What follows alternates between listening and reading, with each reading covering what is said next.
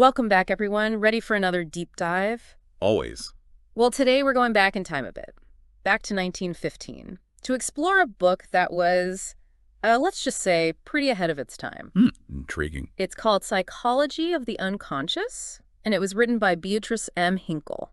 Oh, I've heard of this one. It's that book that tries to explain psychoanalysis, right? Like Yeah. introducing Freud and Jung to everyday folks. Exactly. It's like a crash course in all those ideas that really make you think about, well, how much control we actually have over our own minds. Yeah, those hidden desires and motivations and all that. Yeah. Always fascinating. And a bit unsettling if you really stop and think about it. No kidding. And Hinkle doesn't shy away from the more controversial stuff either, especially around sexuality. She was really trying to push boundaries back then.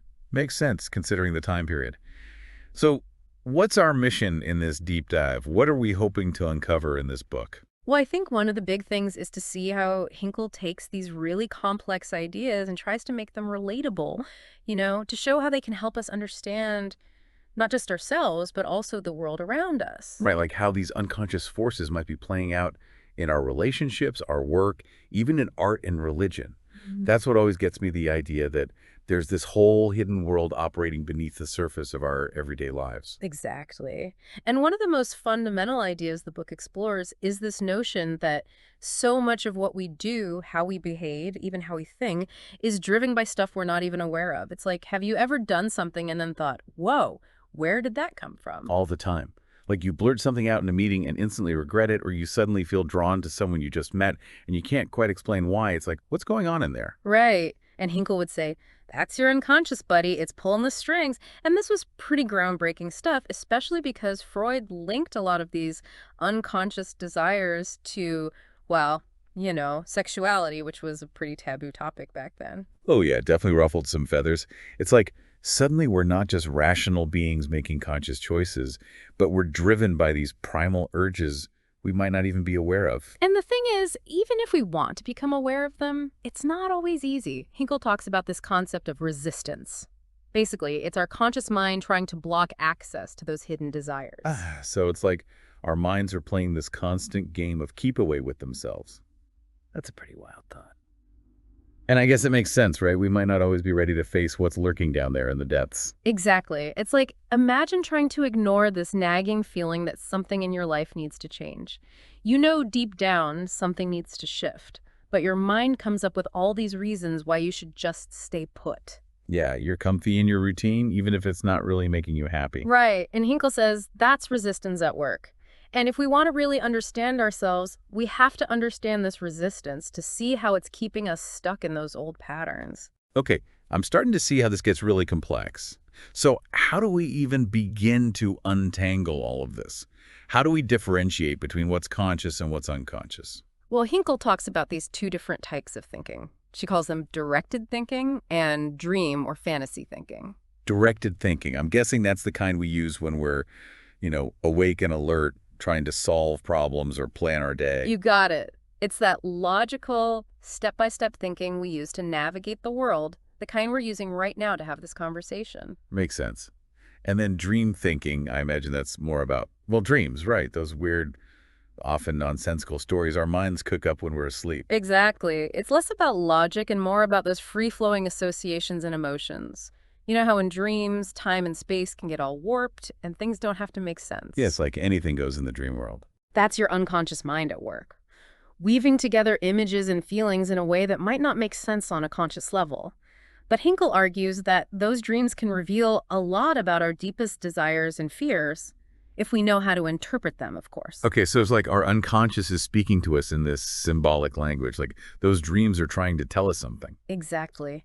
And what's even more fascinating is that Hinkle, drawing on the work of other psychologists, suggests that ancient civilizations might have actually been less skilled in directed thinking because of how they use language. Like they might have been more prone to seeing human-like qualities in nature, personifying things we wouldn't today. Really? So are you saying they were less intelligent than we are? No, not necessarily. It's more about recognizing that different ways of thinking can lead to different ways of understanding the world. Imagine if your dreams were considered just as valid as your waking thoughts, How might that change how you see reality? That's a trippy thought. Makes you realize how much our own culture and language shape how we think. It's like maybe we're missing out on whole other ways of perceiving the world. It's like we're only seeing a sliver of the spectrum. Now, this book also delves into a concept that's often associated with Freud, the libido. Ah, yes, the libido. So is this all about, sex drive and those kinds of urges? Well, Hinkle takes a broader view. For her, it's more like this primal energy that drives us towards life, creativity, connection. It's a force that's always flowing within us, urging us to create, to connect, to experience the world to the fullest. Think of it like this inner fire that fuels our passions. Like a river almost, right? Hinkle describes it as a stream that can be divided, dammed up, or overflow into different areas of our lives. It's powerful stuff. And here's the really interesting part. Hinkle argues that this libido can attach itself to things that aren't necessarily sexual. You know how some people pour all their energy into building a business or mastering a skill? Yeah, like they become obsessed with it. Right. Well, Hinkle might say that's a form of sublimation, channeling that libidinal energy into something productive and fulfilling. So it's not just about, those basic instincts, but how that primal energy can fuel all sorts of human endeavors. Exactly. It's about understanding how that energy can manifest in different ways. Now, things get even more interesting when Hinkle starts talking about the symbolism of the libido. Okay, now we're getting into the really juicy stuff. I love a good symbol. Well, you're in luck. Because Hinkle uses examples like the sun, fire, snakes, even the act of boring. Hold on. Boring. Like, literally being bored can be a symbol of the libido. According to Hinkle, yes. She sees it as a sign that this energy is seeking an outlet. It's like that restless energy you feel when you're stuck in a rut. Your unconscious is trying to tell you, hey, wake up. You need something more, something to ignite that passion and creativity. This is making my head spin. And she doesn't just focus on the positive side of this energy either, right? There's also a darker side to the libido. Right, especially when it gets repressed or denied. And here's where we start to see how those early childhood experiences come into play, especially our relationships with our mothers. Okay, here comes the Oedipus complex. I knew we'd get to this eventually. This is where Freud suggests that little boys have a, let's say, complicated relationship with their mothers. Yeah, that's putting it mildly. Hinkle, drawing on Freud's work, explains how this complex plays out in childhood development, all those intense emotions involved. So those childhood rivalries with your dad, maybe more to it than we realize. Possibly. But here's the key point. Hinkle connects this complex to the broader theme of the mother as a powerful symbol of the unconscious. Not just our actual mothers, but that archetype of the mother that exists in our collective psyche. Okay, so we're not just talking about those family dramas, but this much deeper, universal image of the mother. Exactly. And to illustrate this, she draws on examples from mythology, like, get this, the story of Oedipus and the Sphinx. Wait, the Sphinx? Like the one in Egypt? What does that have to do with any of this? Well, Hinkle argues that the Sphinx, this creature with a woman's head and a lion's body, can be seen as a terrible mother figure. This idea appears a lot in myths and legends, a figure that represents both power and danger. So we're talking about a figure that can be both nurturing and terrifying. Exactly. Think about how, in a lot of cultures, the earth is seen as a mother figure, a source of life and abundance, but also a force that can bring destruction through earthquakes and storms. That duality is at the heart of the mother archetype. Okay, my mind is officially blown. Are you saying these ancient myths are like giant metaphors for our own psychological struggles? That's one way to look at it. Yeah. And Hinkle takes this idea even further when she explores the hero's journey, that classic story arc we see in myths and movies all the time. Oh yeah, the hero's journey. Everyone loves a good hero story. Absolutely. And Hinkle explains how this journey often involves a descent into the underworld, a confrontation with a monster. But it's not just about battling external forces. It's about facing those inner demons. And guess what? She suggests that those demons are often symbolized by, you guessed it, the mother figure. So the hero isn't just fighting dragons and rescuing princesses. He's battling his own unconscious desires and fears, which might be tied to his relationship with, well, Mom. You're catching on. Think about those times in your own life when you've had to overcome a major challenge. Maybe a career setback, a tough relationship, a period of intense growth. You were on your own hero's journey, right? Facing your own set of trials and hoping to come out transformed. And you're saying those challenges might have been connected to my unconscious, to those early experiences that shaped how I see the world. This is getting pretty deep. That's the idea. Hinkle is suggesting that our unconscious desires, often rooted in those earliest experiences, especially with our parents, can shape our lives in ways we might not even realize. Okay, my head is officially spinning. So we've got this unconscious mind, libido, symbolism, the mother archetype, and now the hero's journey. And it's all connected, all pointing towards this bigger idea that by understanding these forces, we can potentially have more control over our own destinies. Wow, that's a lot to unpack. But where do we even begin? Well, I think Hinkle would say it starts with paying attention. Paying attention to our dreams, our reactions, our patterns, to see how those unconscious forces might be operating in our lives. So it's like we need to become more conscious of our unconscious. Exactly. And that's where things get really interesting. So last time we were deep in the hero's journey, talking about how it all ties back to the mother archetype. And I remember Hinkle mentions this whole death and rebirth thing that happens along the way. You know, like the hero has to go through some serious trials, even make some sacrifices before reaching those goals. Right? It's like that whole out with the old, in with the new kind of thing. Yeah. And she really drives home the point that this transformation, well, ain't always pretty. It's about confronting those parts of ourselves that maybe we'd rather keep tucked away. Our shadow side, so to speak. Yeah, it's like those moments in life when you got to make a big change, even if it means leaving something behind, like those relationships that, well, maybe weren't so healthy, or even a job that just wasn't feeding your soul anymore. It's tough letting go, but looking back, you see how it kind of pushed you to where you are now. Definitely. It's like shedding a skin, almost. Yeah. I got to let go of the old to make room for the new. Speaking of shedding skin, Henkel brings up a pretty interesting symbol for all this, the cross. Wait, the cross? Like the Christian symbol? What does that have to do with any of this? Well, yeah, we often associate the cross with, suffering and all that. But she also sees it as this symbol of life, even union with the mother, which might sound kind of wild, but hear me out. Okay, I'm all ears. How does that even work? Think about the shape, right? Two lines intersecting. One vertical, kind of representing that masculine energy, and then the horizontal, representing the feminine. Where they cross, it's like this symbolic birth, a point of union. Okay, yeah, I'm starting to get it. So it's like the cross represents both the death of the old self and the birth of, well, a new one. Exactly. It's like this powerful image of transformation. And it makes me think about those times when we have to let go of one chapter to start a new one, even if it's, a bit rough going through it.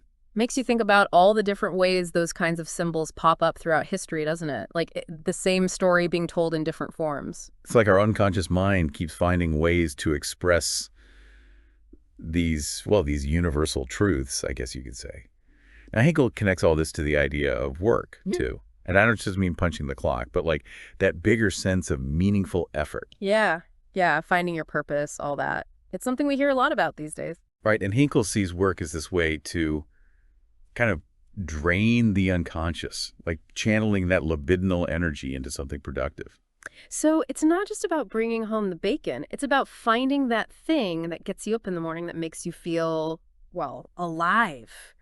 Which is easier said than done, to be honest, especially nowadays. So many folks feel stuck in jobs that just drain them, It's a real struggle.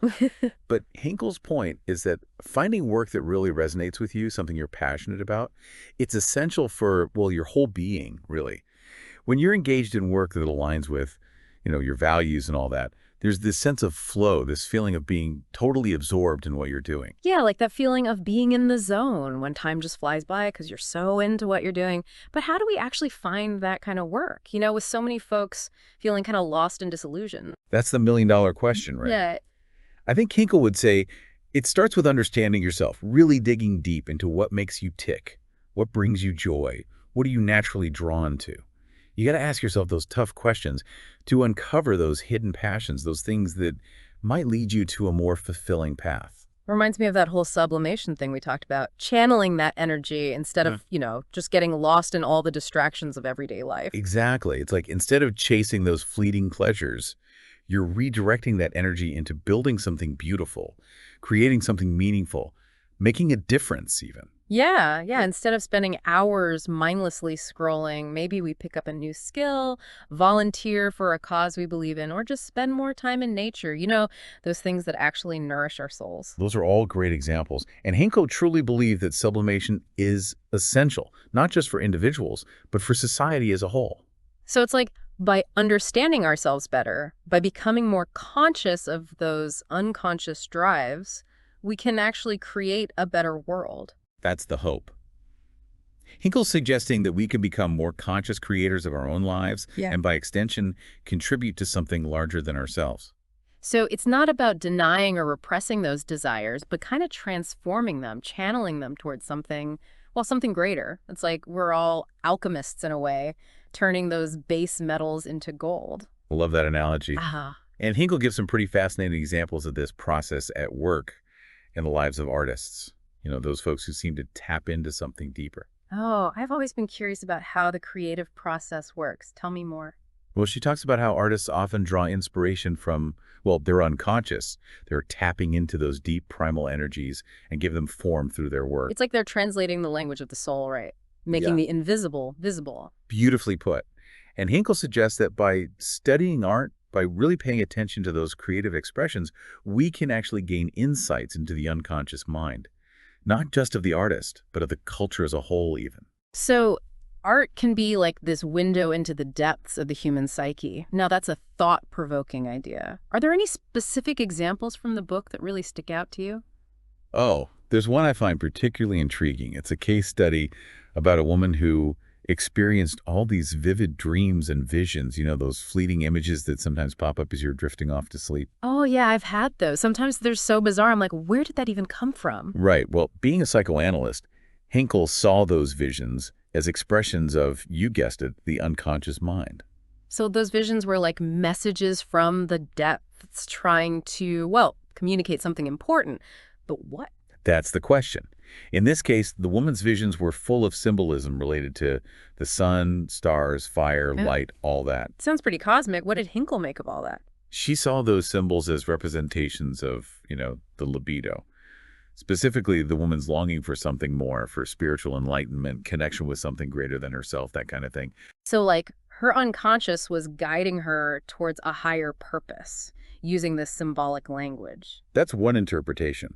And what's really cool is that these visions ultimately led the woman to pursue a career as a writer and artist. She channeled that libidinal energy into creative expression. So it's like her unconscious was pushing her towards sublimation, finding a way to transform those desires into something beautiful and meaningful. It's pretty amazing when you think about it. Have you ever had a dream or a vision that felt, I don't know, like it held a deeper meaning? Oh, absolutely. And I think we all have those experiences on some level. It's just a matter of tuning in, paying attention to those whispers from our unconscious and trying to, well, decipher what they're trying to tell us. Or Hinkle also talks about the snake, right? Yeah. As a symbol of the libido. Ah, the snake. Such a loading symbol. We often think of it as, temptation or danger, like that whole Garden of Eden story. That's what always comes to mind for me. Right. But Hinkle points out that the snake has also been associated with healing, transformation, Yeah. even rebirth, going all the way back to ancient mythology. Really? I never thought of it that way. How so? Well, think about how snakes shed their skin, right? It's like this whole renewal process, sloughing off the old to make way for the new. Okay, yeah, I see the transformation connection there. Exactly. Yeah. And Hinkle suggests that the snake, as a symbol of the libido, can represent that potential for growth and change that's within all of us. So it's like the snake can be both dangerous and healing, depending on how we relate to it. That's a great way to put it. And it's interesting to note that the snake is often linked to the feminine principle, especially in those ancient goddess traditions. There's that mother archetype popping up again. It's like it keeps weaving its way through all these different ideas. It's a powerful force. And I think Hinkle is really trying to help us see how these archetypes, like the mother and the snake, can help us unravel those mysteries of the psyche, Yeah. how we make sense of all these forces at play within us. Okay, so we've got the libido as this energy that can be expressed in so many different ways. And then these archetypes, these universal images that help us understand how that energy is operating in our lives. But there's also that idea of sacrifice that keeps coming up. Where does that fit into the picture? Well, Hinkle sees sacrifice as a vital part of, well, everything we've been talking about. The hero's journey, individuation, becoming a fully realized person. So the hero, to reach their goals, has to give something up, let go of something. Precisely. And she argues that this sacrifice often symbolizes letting go of, well, those attachments to the mother, to those, infantile desires, to that comfort and security of the known. It's like a psychological weaning almost. We got to break free from those early dependencies to really grow. That's a great way to put it. And Hinkle actually uses a very powerful image for this, the cutting of the umbilical cord. Whoa, getting pretty literal there. How does she tie that to sacrifice? She sees the umbilical cord as that symbol of our connection to the mother, that primal source of life. But to become independent, we got to sever that connection, both physically and, psychologically. So it's like a symbolic death. We gotta die to the old self to be reborn as, well, a new being, a more independent one. Powerful, isn't it? And Hinkle points out that this whole process, the separation from the mother, it often comes with, those feelings of loss, grief, even guilt. It's not always easy. Makes sense. It's a huge transition. It is. And she argues that facing those tough emotions, well, it's a vital part of growing up, psychologically speaking. We can't become fully ourselves without confronting those deep-seated anxieties. It's like, gotta walk through the fire to reach the other side. Exactly. But how does all this relate to our everyday lives? Those choices we make every day. Yeah, good question. I mean, this is all fascinating, but how do we actually apply it? Well, think about those times when you've had to make a really tough call, knowing it might mean some loss or pain. Like maybe leaving a job that wasn't fulfilling, or ending a relationship that just wasn't working. Those were acts of sacrifice, in a way.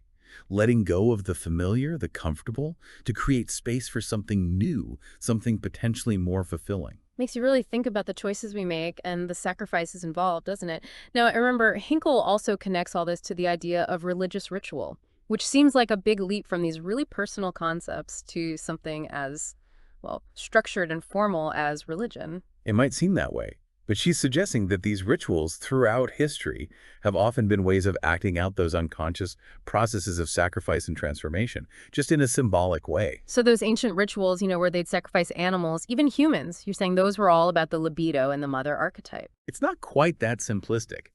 Hinkle suggests that these rituals, while often pretty brutal, by today's standards, were attempts to grapple with those powerful unconscious forces, the kind that can, well, overwhelm individuals, even whole societies, if they're not acknowledged. So it's like they were trying to make sense of these primal fears and desires through ritual, through symbolism, kind of like how we might go to therapy to work through our issues, but with a lot more theatrics. You could say that. Mm-hmm. And what's interesting is that she draws some parallels between these ancient rituals and the symbolism we find in, well, Christianity, a religion that, a lot of people today are familiar with. Okay, now this is getting really interesting. What kind of parallels? Well, she talks about how the crucifixion of Christ can be seen as like a symbolic enactment of the hero's sacrifice. So Jesus is the ultimate hero, sacrificing himself to save humanity. It's a common interpretation.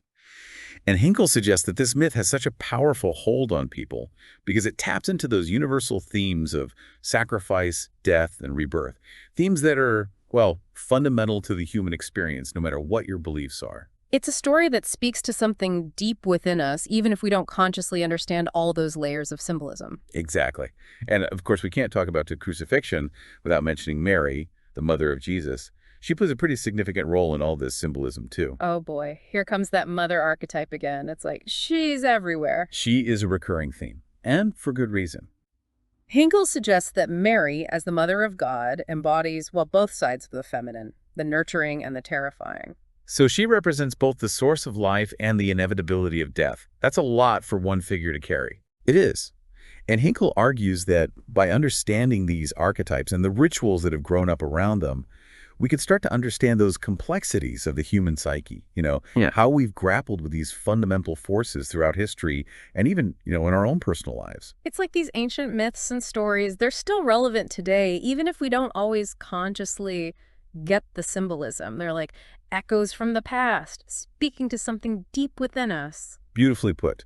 Now, going back to the mother archetype specifically, Hinkle argues that the mother, as that first object of our love and dependence, plays a huge role in how we develop psychologically. Oh, yeah, that makes sense. Those early experiences with our mothers or, primary caregivers, they really set the stage for how we see the world, even how we see ourselves. Exactly. And Hinkle believed that these early experiences, they become embedded in our unconscious, forming this kind of primal blueprint for our relationships and how we understand the world around us. So we're not just talking about our actual mothers here, but this universal image of the feminine that we all carry within us. Right.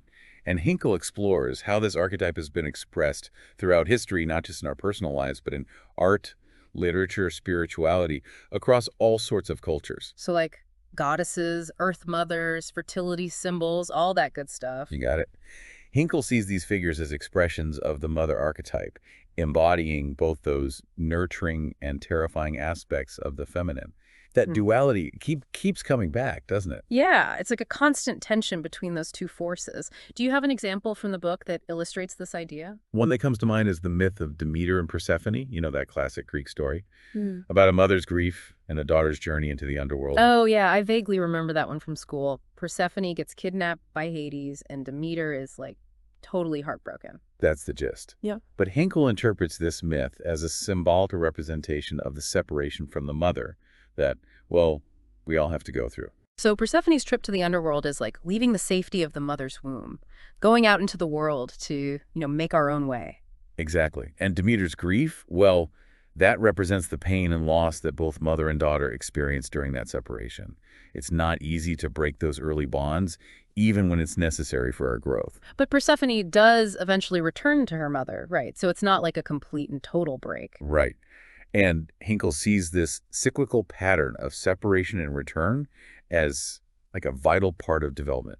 We need to venture out, experience independence, but also maintain a connection to our roots, to our source. So it's like this dance between independence and connection, right? Finding that balance between who we are as individuals and where we came from. That's a beautiful way to put it. And Hinkle believed this dance is, well, it's never really over. We keep negotiating these themes throughout our lives and our relationships, our work, our spiritual journeys, all of it. Man, this is making me think about my own relationship with my mom. It's complicated, There's love, gratitude, but also some unresolved stuff. It's like I'm still trying to figure out how to be my own person while also honoring that bond. That's so common.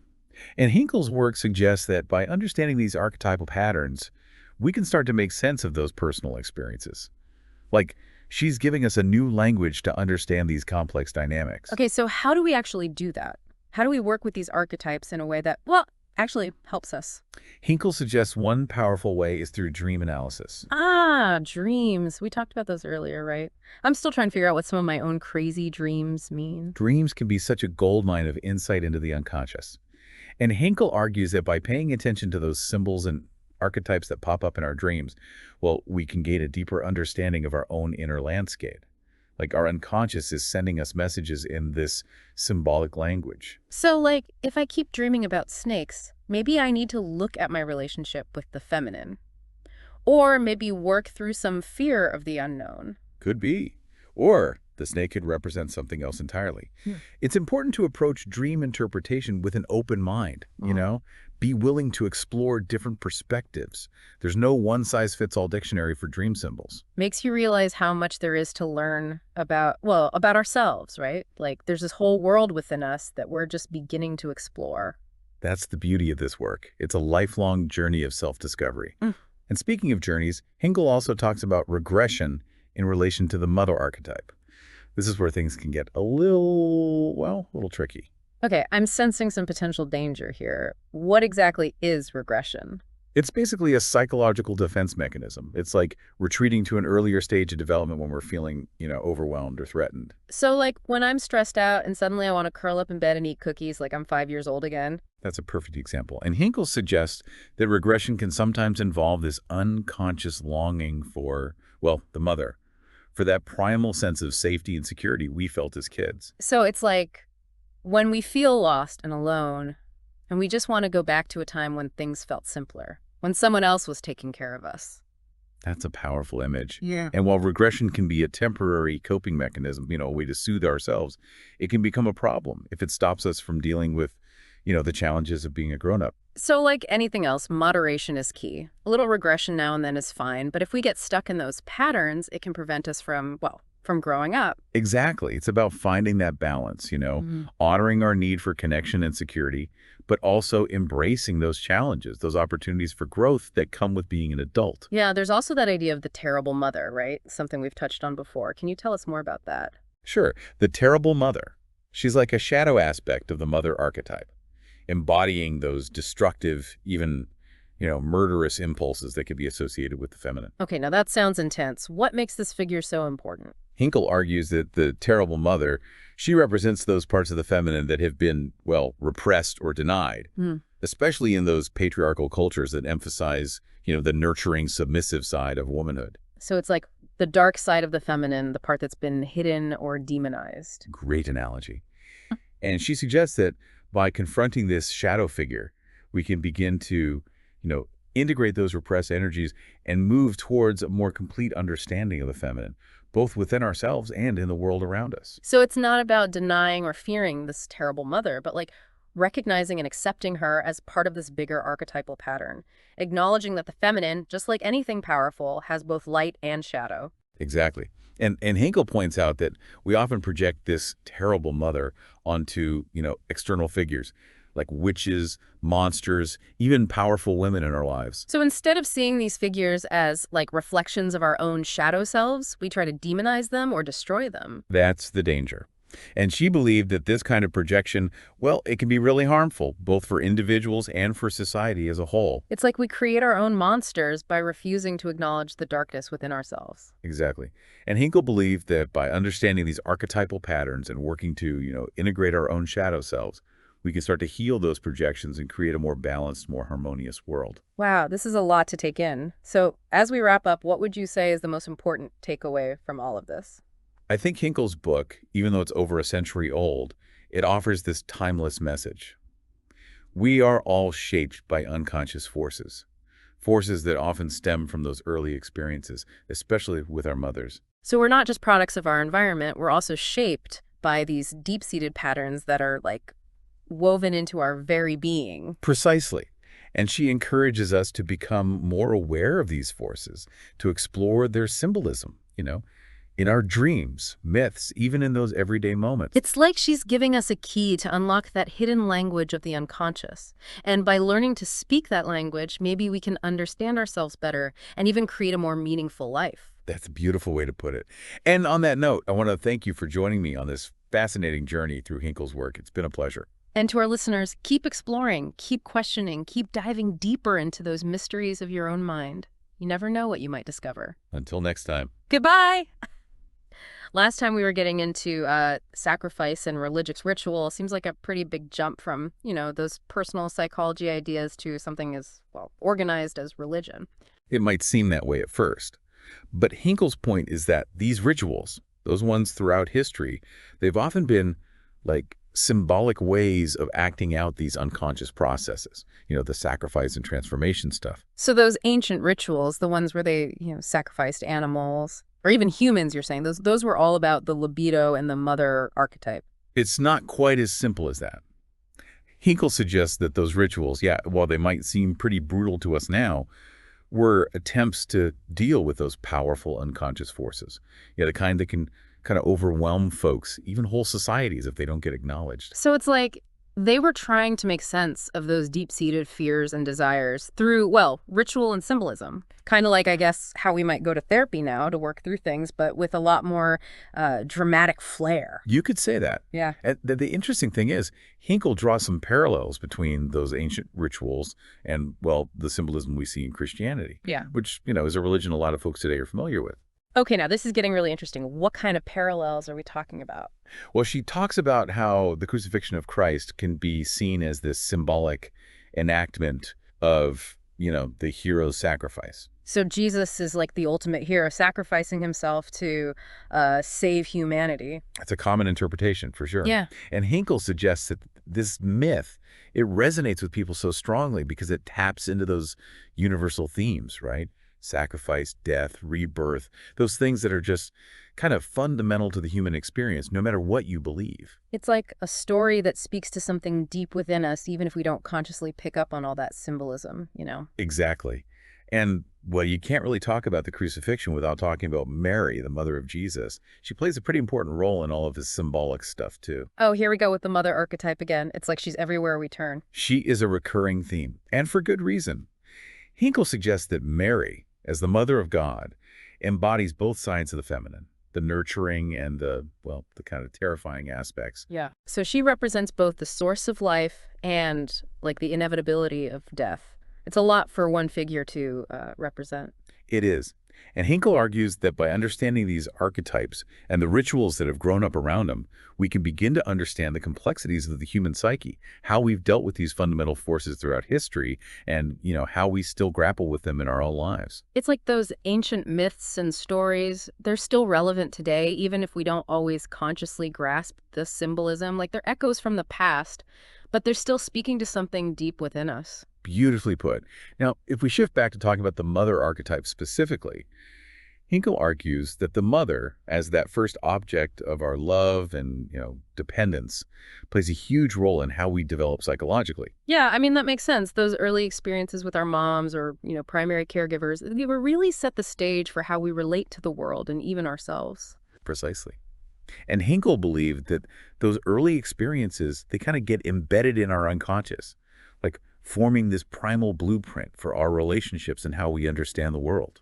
So we're not just talking about our actual moms, but this like universal image of the feminine that we all kind of carry inside us. Right. And Hinkle explores how this archetype has been expressed throughout history, not just in, our personal lives, but in art, literature, spirituality, across tons of cultures. So we're talking about goddesses, earth mothers, all those fertility symbols, that kind of stuff. You got it. Hinkle sees these figures as like expressions of that mother archetype, Yeah. embodying both those nurturing and terrifying aspects of the feminine, that duality we keep coming back to. Yeah, it's this constant push and pull. Do you have like an example from the book that illustrates this? One that jumps out is the myth of Demeter and Persephone, that classic Greek story. It's about a mother's grief and a daughter's journey into the underworld. Oh yeah, vaguely remember that one from high school.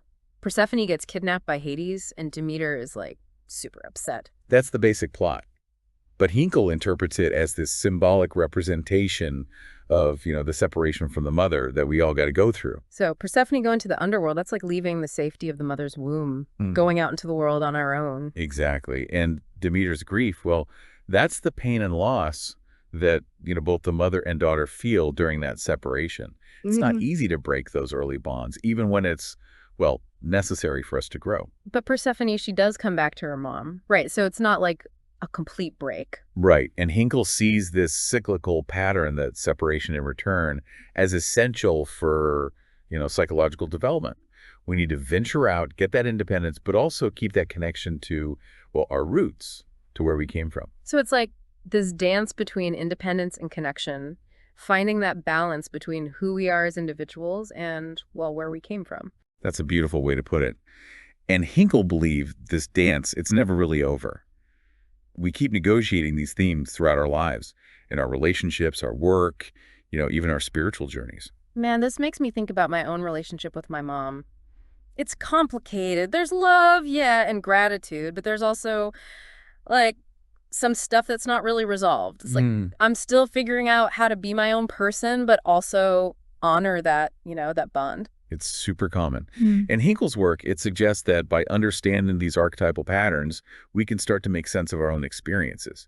Like she's given us this new language to understand all these complex dynamics. Okay, so how do we actually do that? How do we work with these archetypes in a way that's, actually helpful? Hinkle suggests one powerful way is through, dream analysis. Oh, yeah, dreams. We talked about those earlier. I'm still trying to figure out what some of my own weird dreams mean. Dreams can be like a goldmine of insight into the unconscious. And Hinkle argues that by paying attention to those symbols and archetypes that pop up in our dreams, we can get a much deeper understanding of our own, inner landscape. It's like our unconscious is sending us messages, but in this symbolic language. So, if I keep dreaming about snakes, maybe I need to look at my relationship with, the feminine principle, or maybe work through some fear of the unknown. It's possible. Yeah. Or the snake could represent something entirely different. It's important to approach dream interpretation with, an open mind. Be willing to explore different perspectives. There's no, one-size-fits-all dictionary for dream symbols. Makes you realize how much we still don't know about ourselves, doesn't it? There's this whole world inside us that we're just starting to, scratch the surface of. That's what makes this work so exciting. It's a lifelong journey of, self-discovery. And speaking of journeys, Hinkle also talks about regression in relation to, you guessed it, the mother archetype. This is where things can get a little, kind of tricky. Okay, I'm getting a sense of potential danger here.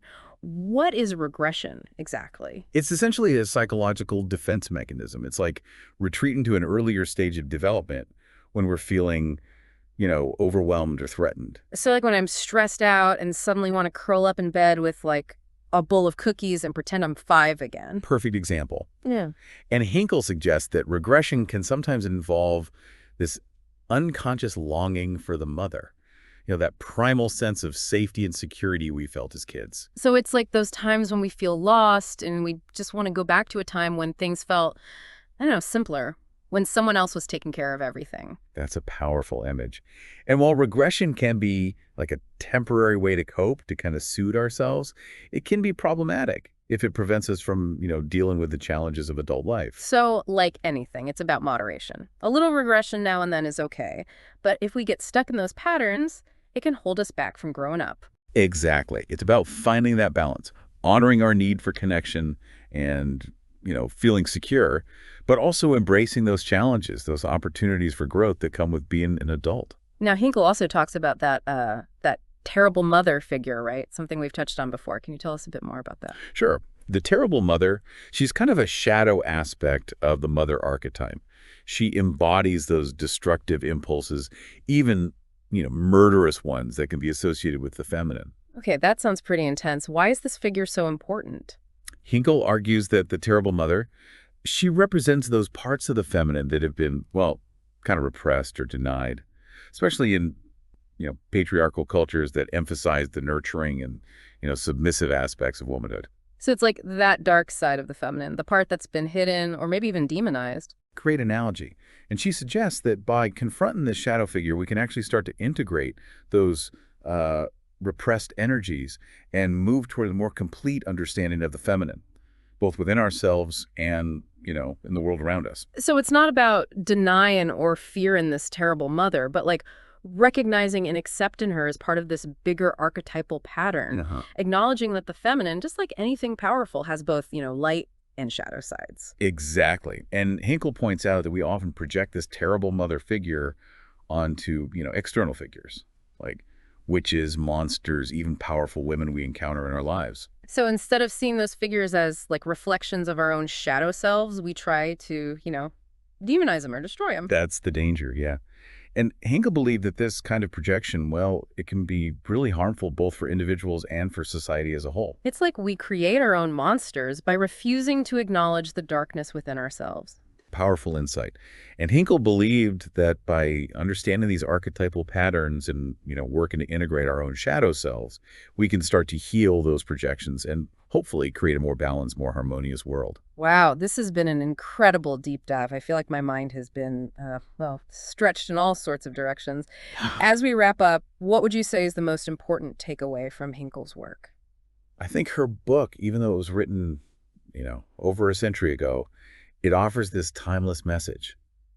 We are all shaped by unconscious forces, forces that often stem from those early experiences, especially with our mothers. So we're not just products of our environment, we're also shaped by these like deep-seated patterns that are kind of woven into our very being. Precisely. And Hinkle encourages us to become more aware of these forces, to explore their symbolism, in our dreams, in myths, even in those everyday moments. It's like she's giving us a key to unlock that hidden language of the unconscious. And by learning to, speak that language, maybe we can understand ourselves better and even create a more, meaningful life. That's beautifully put. And on that note, I want to thank you for joining me on this fascinating exploration of Hinkle's work. It's been a pleasure. And to our listeners, keep exploring, keep questioning, and keep diving deeper into those mysteries of your own mind. You never know what you might discover. Until next time. Goodbye.